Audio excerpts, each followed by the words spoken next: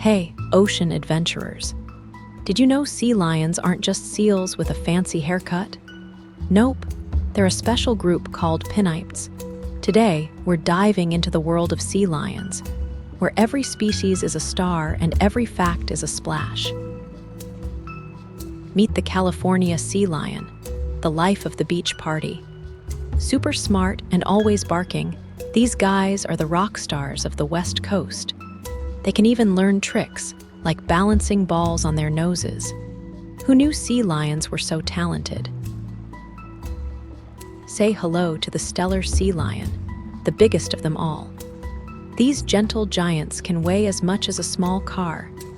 But don't worry, they're more into relaxing on rocky shores than causing any trouble. Just imagine a sea lion-sized nap. The Galápagos sea lion loves adventure. Found only on the Galápagos Islands, they're super curious and will swim right up to check you out. With their playful attitude, they're the true explorers of the sea lion world, always ready for fun. How do sea lions raise their babies? It's all about teamwork. Mom sea lions feed their pups with rich milk and teach them to swim, while the dads protect the beach. Sometimes, pups even form babysitting groups while moms go hunting. Talk about a sea lion daycare.